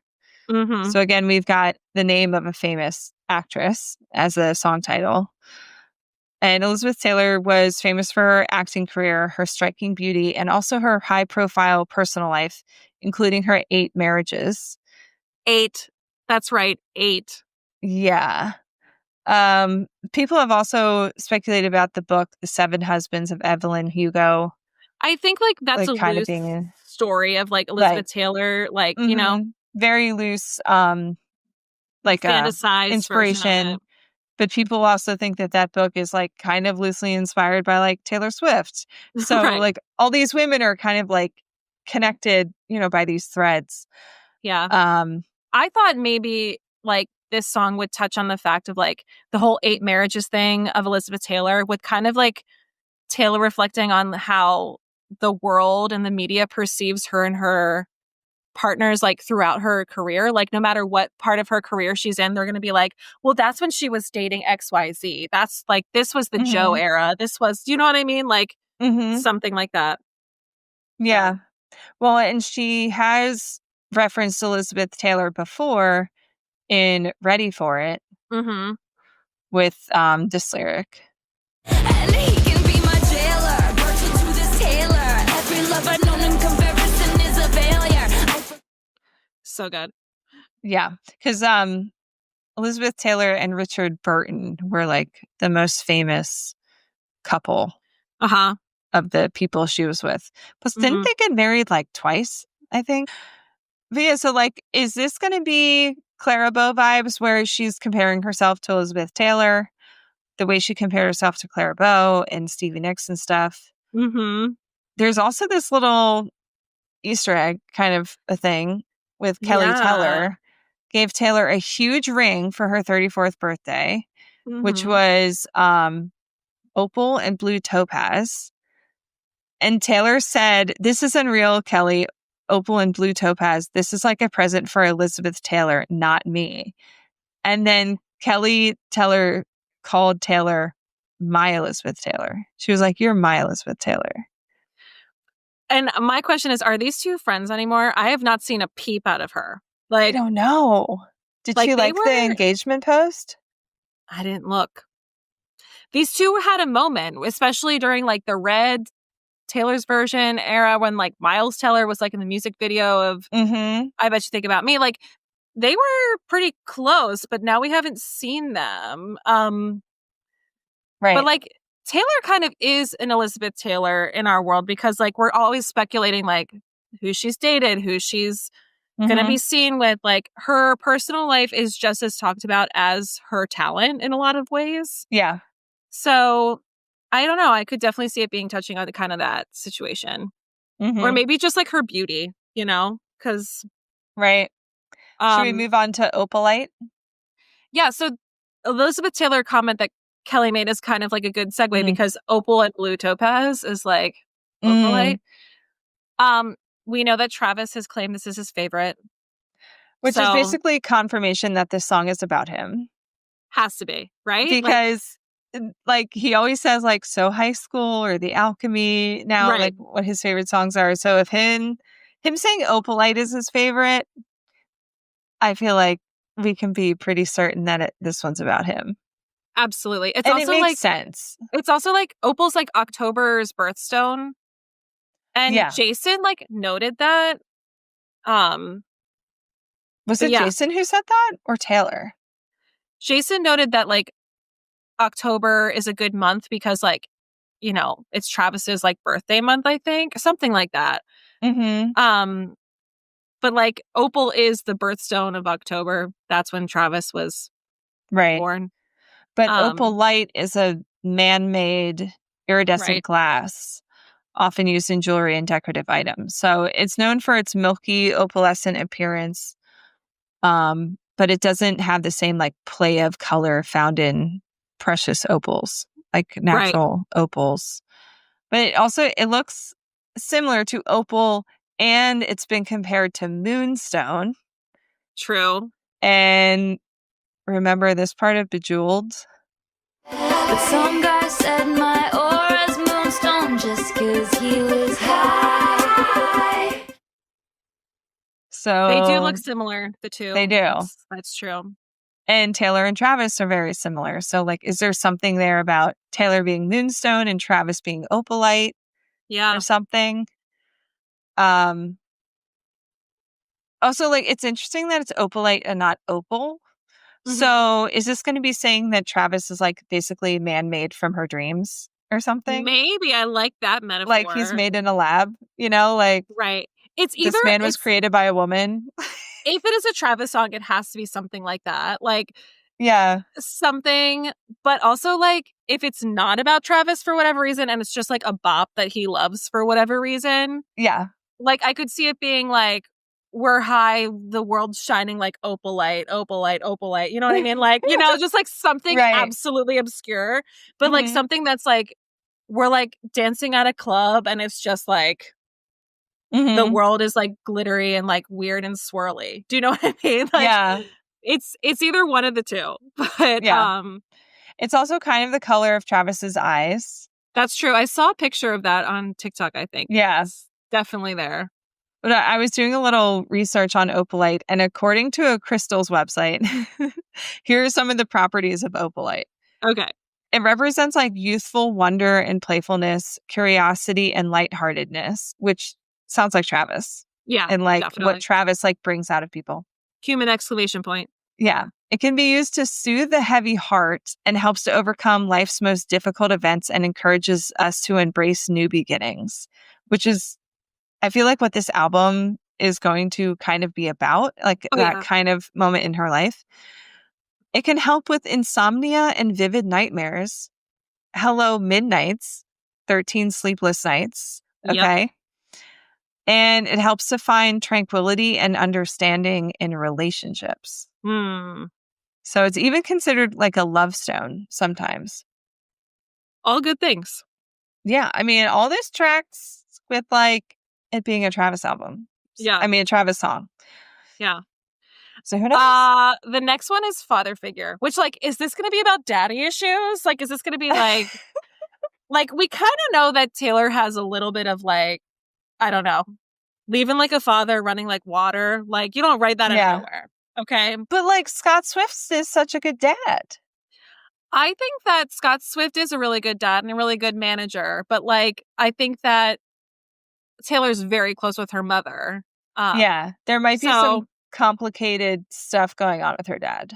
Yeah. I'm not saying that Scott is a bad person, but I would be like, in terms of like a father figure, it's giving like daddy issues. Yeah. Or I thought the opposite would be like maybe viewing like a partner like as a future father of her children. Like, yeah, I could see you as a father figure in my life. Do you know what I mean? Like, yeah, like I was wondering, like, is this going to be like her Juno, like Sabrina Carpenter's Juno? Like she wants Travis to knock her up.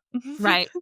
Like you are like a horny bop. You'd be an excellent father figure. Yeah. Yeah. Like I see you and I see father figure and I want to have babies with you. Right. Knock me up.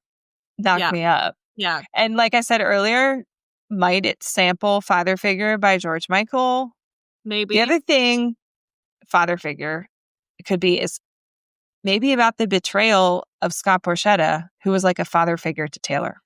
That's true too. Yeah. And like I said, this album's got to touch on her masters in some way. Yeah, definitely. So it would make sense to have a song like that. Yeah. At that point in her life. So. Yeah, I'm curious to know what it's gonna turn. Eldest Daughter is track 5. Okay, now we know that track 5s as a community of Swifties are always like the most like personal, like kind of revealing, emotional songs. Normally, like I mean, we have Tolerate It, we have You're on Your Own Kid. We have All Too Well. Like, these are like the bangers of sadness. Okay. Yeah. Mm-hmm. So when you have a track called Eldest Daughter, and you are an eldest daughter, I'm ready to make this my whole personality. Like, whatever trauma she's going to unload, I'm ready.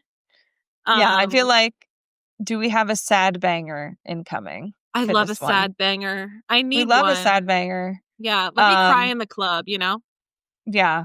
For anyone who doesn't know what eldest daughter syndrome is, it is when the eldest daughter in a family is tasked with outsized and often developmentally inappropriate responsibilities as a result of her position in the family's birth order. People dealing with the effects of eldest daughter syndrome might find themselves struggling to uphold boundaries, devoting too much of their energy to people pleasing, or finding it hard to shake a type A or overachiever mentality in their day-to-day lives. Yep. And they are responsible for more domestic labor than their siblings. Do you remember that like strong feeling of being productive that I mentioned at the start of the episode? That we both talked about. Yeah. Okay, but I have a question for you. Do you think that eldest daughter only applies to a daughter who is the firstborn in the family? Or is it just the oldest daughter in a family? Like, you could have brothers older than you, but you're the oldest daughter.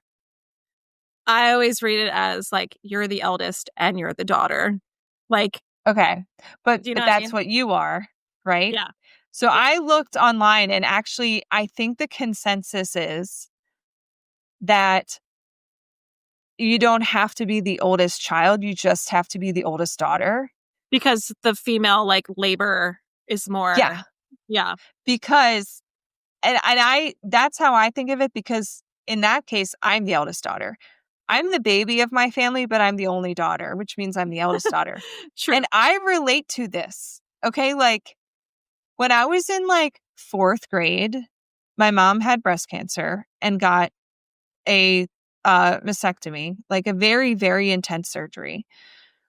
And guess who was taught how to work the washing machine? Right, exactly. To help my father do laundry. I had 2 older brothers. And I just asked my mom about this recently because I was telling her that there's a track called Eldest Daughter. Mm-hmm. And my mom, she's one of 3, but she's also the only daughter, but she's the middle child. But this is where I think it absolutely plays in, because even though my mom of her siblings was the one with 3 children, guess who took care of her mom and her dad? Right. And I mean, part of it was like had to do with location and stuff, but like absolutely my mom had more on her shoulders as the eldest daughter in her family. And even though I'm the baby of my family, there have definitely been things that fall to me. I mean, yeah, it's just because I'm the eldest daughter. Yeah, like the eldest daughter, like high functioning anxiety, overachieving mentality, like all type of that A. stuff. Type A, like a worrier. Yeah. You're constantly worried and like doing the emotional labor of like planning and like trying to figure things out. What are we gonna get mom for like her birthday? That sort of stuff. Like, and you're like super independent because you don't want to like bother anyone else because you're already trying to help with everything else. So you're like, well, I can't add to that load because there's like a sense of like independence that's like a little toxic. Like, yeah. So like, I'm ready for this. Like, I'm so ready for this. Track 5. We're gonna get wrecked. Yeah, I'm ready. I'm kind of vibing with like You're on Your Own Kid sort of thing. Like You're on Your isn't like a slow melodic track 5, but it's still like a very personal track 5. So yeah. Yeah, that's just the vibe I'm sort of sensing, but we shall see. If this is all bangers, I don't see this as being like, I don't know. It's not going to be like Champagne Problems. You know what I mean? Like it's just not. Yeah. Like maybe it will be sassy. Maybe. Sarcastic. Okay. Track 6, Ruin the Friendship. Okay. We got to say it. Is this about Blake? Is it about Blake? Is it about Blake? Okay.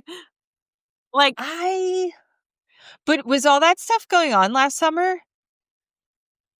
Yeah. Was it? Yeah. That was like spring of last year. Was it that long ago? Uh-huh. Oh, Mm-hmm. shit. I think. Wait, let me Google real quick. Yeah, Hold on. let's get it. Let me. Blake Lively scandal. New fallout after Blake Lively's sexual harassment allegations. That was December 22nd, 2024. Yeah, So so I kind of think that the timeline might not add up for this to be about Blake unless there was like behind the scenes stuff going on related Right. to all of that hadn't become public yet. Right. But that Taylor had gotten wind of, that she was getting kind of like pulled into all of this, or it might be, or something. Right. I don't know. There's also like usually ruin the friendship kind of refers to like two people who are friends and then switch to being romantically Lovers. involved. Yeah. But like that doesn't make sense for Travis. Like it doesn't make sense for this time period in her life. Yeah. So that's why I think it, and I feel like ruin the friendship we normally think of in that context. So that's why, number one, I don't think it lines up for the time in her life to be about that. Mm-hmm. But also, that's why I think that maybe it's actually about a friendship falling apart, whether it's about Blake or not. We mentioned like Kelly Teller. That was one where like, are they friends? I mean, we could throw it back to Carly, who showed up on the Eras tour. Because when did Carly actually come to the Eras tour? Wait, hold on. Another Google search. Hold on. When did Carly Kloss? Because her coming to the show could have sparked Taylor to like reflect on all of that. August 10th, 2023. So that's definitely in the time frame that this could have been in her thoughts. Oh, so that was like 2 years ago. Yeah. Oh, wow. Okay, I guess that makes sense. So it would have been on the American leg of the tour. Mm-hmm. Okay. But at that point, Tortured Poets is like already out. So if she's working on the next project, I mean, crazy. I don't know. Yeah, so that one, no idea, really. No idea. It's a bit of a mystery because, like, yeah, the things that we go to, the Blake thing, and also like ruining a friendship by getting involved with someone, the timelines don't add up for when this album was made. That'll be a mystery. Actually romantic. Okay. Something is going on here that's super messy, and I'm going to share it with everybody before we like unpack it. So Gabriette, who is Maddie Healy's fiance, commented under a post of somebody guessing what Showgirl will sound like. The video is a parody of what someone thinks Taylor's lyrics are going to be like. And is it like a mean video?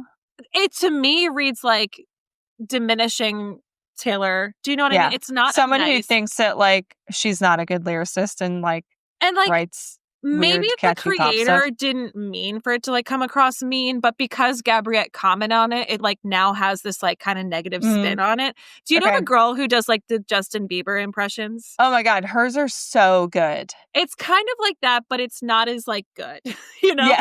Yeah. So anyway, she said, so Gabriette commented on one of these videos parodying Taylor and said, babe, record actually romantic, please. So, like, Gabriette's, like, basically saying, like, this is so terrible. Like, please tell me how actually romantic will sound. So it's super messy. And, like, Gabriette is a really close friend with Charlie XCX, which we kind of can assume that Charlie has written the song Sympathy is a Knife about Taylor because one of the lyrics basically says she hates seeing her backstage at her boyfriend shows, aka her husband, now boyfriend at the time, was in the 1975. Yeah, well, and she was like hoping hoping Taylor and Maddie would break up. Right. Because she couldn't even be her if she tried. Which is not, and both of them have sort of been supportive of each other. I'm not saying like. And I don't read that song as like a dig at Taylor. No. Like not like an actual dig. No, but now that Gabriette is dating Maddie, it's like adding a level of like, Right. it's just like kind of weird. Mhm. Yeah. So this is where I think like a lot of people are thinking that Taylor's song Actually Romantic could be throwing shade at Charlie. I don't see that at all. Mhm. Not messy theory at all. I just don't think that's I just don't think it's that. So But that's because Charlie has a song on Brat called Everything's Romantic. right. And then she's writing a song called Actually Romantic. Right. Yeah. So I don't think it's going to be shade at Charlie. I don't either. I don't either. My non-messy theory for this song is that it's going to be something like about how all the like little things that Travis does for her is what's actually romantic. And I say like little things in quotes because I think the things he does for her are actually like really big, but like it's not like about buying roses or cliche right. romantic stuff. It's about like showing up for her, supporting her, making her laugh, being there for her, championing her. Like those are the things that are actually romantic. It's not like this toxic stuff she's had in the past or It's not like lip service that she's been given before. Like, you know. yeah. Yeah, I think it's probably I don't know. Also, like, but I'm thinking back to like our predictions for Tortured Poets and like I how know. completely off base we I were on a lot of know. them. Like, it's so hard to tell from a song title, especially with Taylor. Right. But yeah, I think it's going to be something like that. Something, definitely. I mean, I just don't see her being messy in this album. I just don't. We got a lot of that in Tortured Poets. Like, I just don't see that going the way. She only has so many like words to use. Like, I don't think she's gonna cut down somebody. I don't know. Yeah. I don't see it. Mm-hmm. Wish list with the money symbols. Right. I mean, I think this is going to be about wanting to buy her music back. I hope in the vibe of it all, I hope it's giving oh my god, vigilante shit. That's the hope I'm giving. You know? And the reason I'm leaning buying her masters back is the dollar signs. Yeah. Mm-hmm. Because like, what else does Taylor actually need money for? She can buy anything she wants. The wish list is right. The only like, thing she couldn't buy was her music. Right. Like literally, that's it. Like, and she legit had to like save up for it. Like that's the crazy thing is like, we kind of know now that like the success of the Eras Tour and the money she made doing that was is the why she was GoFundMe. like that was the GoFundMe. Yeah. So does that mean like she kind of didn't have that money before the Eras Tour? I don't know. Liquid I mean, cash, you know? I mean, I don't know. I have no idea how her financials work, but I do know that like the Eras Tour basically solidified the fact that like number one, people buy the fact that she will re-record the music and your originals don't mean anything. Like you're losing money and like she's also gaining money in the meantime. So like, you know, I definitely see it as like reclaiming her masters, or if it's not that, it's just like some like I don't know, some like sexy like like you're on my wish list and I'm working hard. Or like how you know Travis like fulfills her wish list of like everything she's wanted. What's on my wish list of a man and you check it off, you know? Because she said wish list on the podcast. Oh, she did? Yeah. I think she was talking about Travis and like how he like did all this stuff that she had been like singing about. And I think it was about Travis. But she said wish list, and it was before she revealed the track list. So when it happened in real time, we weren't like thinking anything of it. But when you go back and listen or watch clips, it's like, oh, she said wish list. She said it. But again, with the money signs being in it, I don't think it's going to be romantic. I think it's going to be about buying her masters. Yeah. And it also makes sense that, well, she gave us so much information about this album, but like, laying out the timelines for us, like telling us, I wrote this album last summer while on tour. And then she told us exactly when she got her masters back. So, because some people who don't use their brains might hear a song about wanting her music back and be like, why is she still talking about this? She has her music now. Yeah. Pay attention. Yeah. So that's my thought. Yeah. Next we have Wood, which is like, okay. Everyone's like, what? Like, huh? Which sexual? Yeah. But also like Pinocchio. Right. The Pinocchio, a boy made of wood who just wants to be real. Also, shortened version of Hollywood. Could also be about Natalie Wood, who's like a similar character to Elizabeth Taylor, another Yeah. like starlet of that time period. True. That's true. What if it's about like all of the above? Pinocchio, Hollywood, Natalie Wood, being ready for a lover. Like, Yeah. it's all of it. No. Who knows? That Yeah. one's like the most mysterious, Yeah, I think, of the whole definitely. track list. Definitely. That way, we're going to be shook by that. We're like, one. what is this? Okay. This is not Yeah. folklore. We're not in the woods anymore. Okay. Right. We're out of the woods. Okay. Mhm. Canceled. Exclamation point. All caps. All caps. Yeah. Yeah. Okay. What do you think about this one? I don't think it's about anything about her very famous cancellation, like pre-reputation, that sort of thing. It's not going to be about Kanye. Okay. Could it be about her canceled shows? Because was that last August? That was happened? during the European leg. I mean, Yeah, I think it might have been in August. It was Vienna, so yeah. So that would kind of make sense. Yeah. Or is about like her constant fear of being canceled. Mm-hmm. I feel like this will be like kind of cheeky. Like I'm thinking like Karma and Bejeweled vibes for this like one. playful. Yeah. Yeah. Oh, also people were mentioning that with this song, hopefully now if you Google Taylor Swift canceled, right, it would bring up this song and not like when she was actually it's canceled. like the Life of a Showgirl outsourcing Life of Pablo. Right. So yeah. Mm-hmm. We'll see. So maybe. I don't know. Yeah, I'm lost. Yeah. Honey, I mean, I have no idea. Right. This is like second to Wood with like this Mystery. could be anything. Mystery. Yeah. Like I wonder if this will be more of like a ballad. It's near the end of the thing.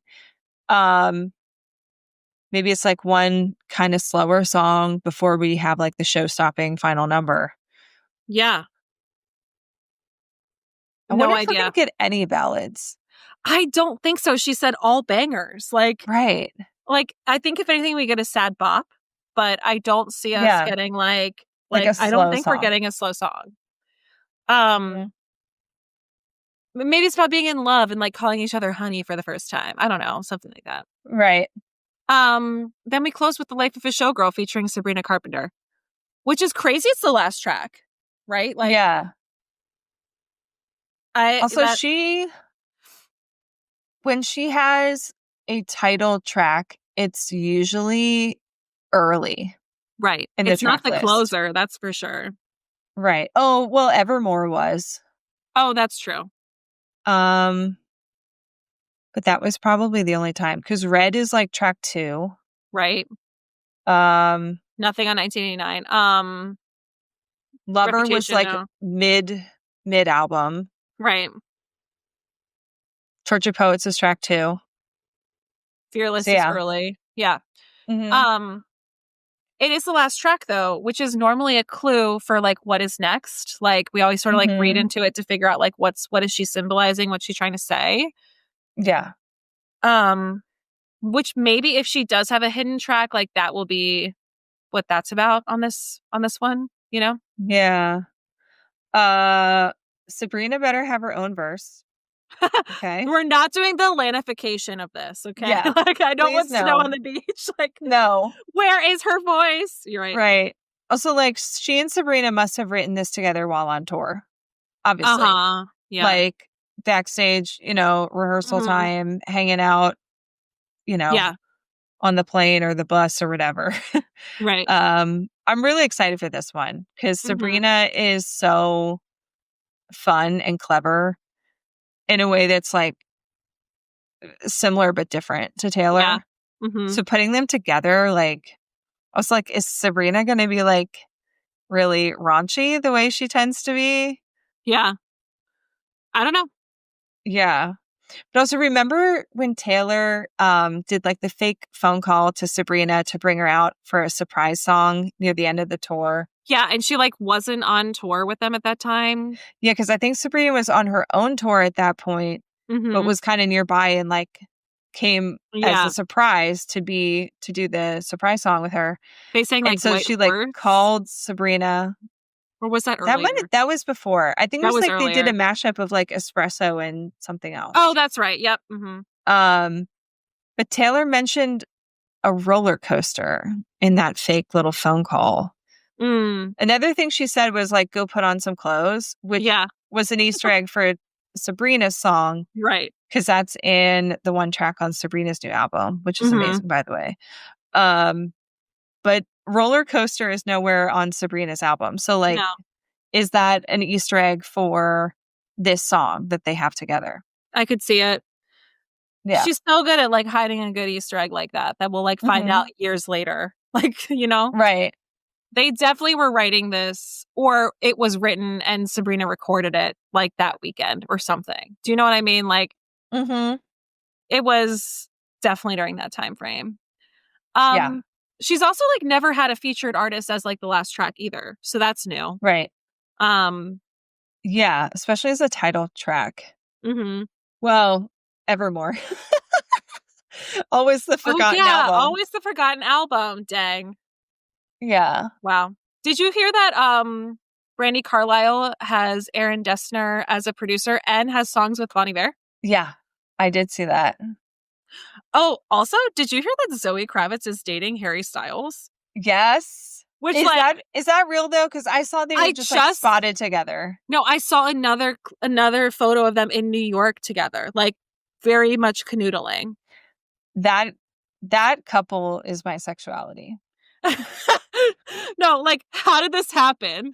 Like, dude, Zoe Kravitz and Harry Styles are like two of the hottest people on the planet. Can we just talk about Zoe Kravitz's like roster for a second? Like, she literally had God. like Channing Tatum broke up with him, moved on to like there were rumors of like Weren't her and they Austin engaged? Butler. They were engaged. Austin Butler and her like were rumored to be. They like filmed a movie together. They were rumored to be. They're doing like he gives me the ick though. Austin Butler. Like him. Ugh, he's fine. I don't like him. Yeah, he's fine. Yeah, and I would assume that would be a Taylor sanctioned situation. Well, Zoe and Taylor she and are very Harry close. are on good terms. Right. Yeah. So she literally was talking about Taylor and how she's like, I think she said she heard a couple. Yeah, she has heard. She said no skips. Yeah. If Zoe Kravitz and Harry Styles go to Taylor and Travis's wedding together, that would be amazing. Wild. That would be so good. Wild. Final thoughts, predictions, questions for this album. Mm-hmm. I want to know, will there be a friendship bracelet mention or podcast mention? Because having a lyric about friendship bracelets led to a lot of the magic on the Eras tour, and obviously Travis shooting a shot and them getting together. Mm-hmm. Also, she said in the podcast, she said, I love making pop music and pop tarts. And I don't know why, but I'm like, is that going to be a lyric? No way. I don't know. No way. Okay. She is a poet, okay? She's a poet. I know she is, but you know she also throws some wacky lyrics in there.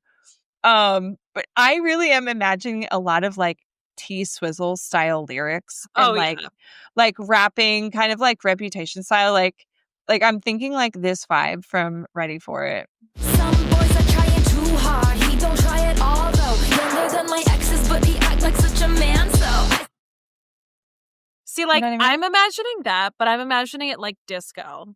Like legitimately, I think it's gonna be like ABBA, like hit the dance floor with your girlies, like Barbie core. Right. But that's like what Sabrina's album sounds like.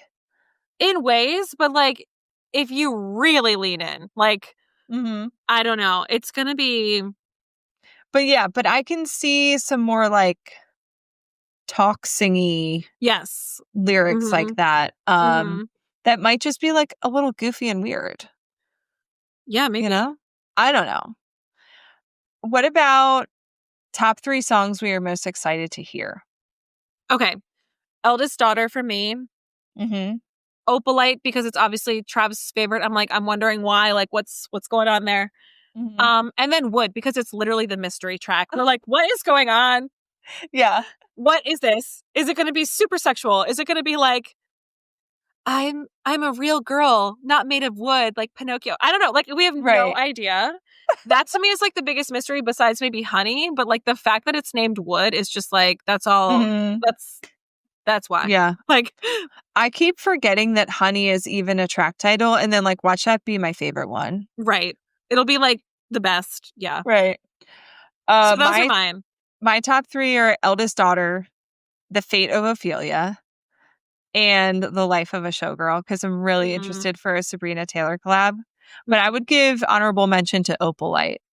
I'm definitely pumped for that if it's Travis's favorite. Yeah. So. Well, we've speculated. What are your thoughts? Yeah. Okay, guys, chime in. Send the DMs. If you're on Patreon, like hit us up. Literally like crazy. Also, like, so we're recording this on September 4th. This album comes out in a month. It's wild. I'm not prepared. I'm not emotionally prepared. I feel like it's going to be here too soon. It will be, because like the podcast was like 3 weeks ago. Yeah, like we're probably only going to have like one more episode of this podcast come out before the album's out. What? That's wild. Okay. Yeah. Which, like, guys, you also have to tell us, like, do you still want Tortured Poets? Do you want the new stuff? Do you want our, like, reactions, like, initial reactions to, like, after we've digested, like, you know? Yeah, we'll definitely do an initial reactions episode about the new album. Like, at least one, if not 2. And I'll probably put together an official poll for you guys to do with our next episode.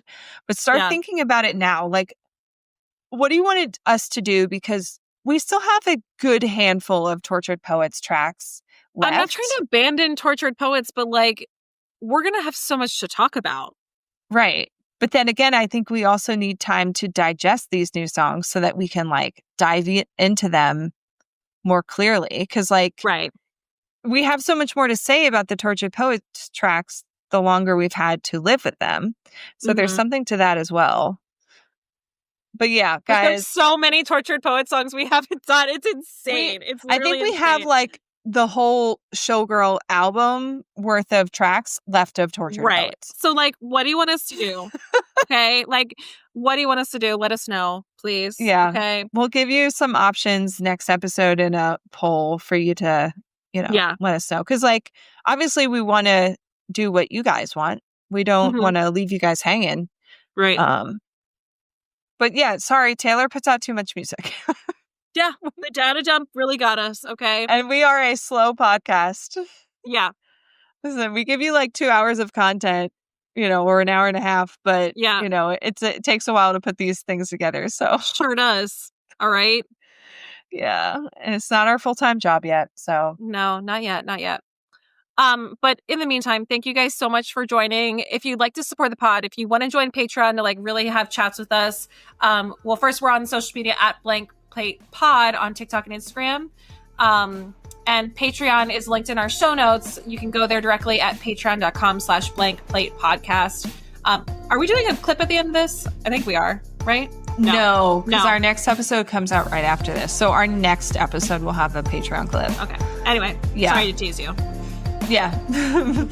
And you can check out our website at blankplatepodcast.com. You can send us an email at blankplatepod@gmail.com or leave us a voicemail or text us at 717-382-8313. Yeah. And until next time, we've had the time of our lives with you.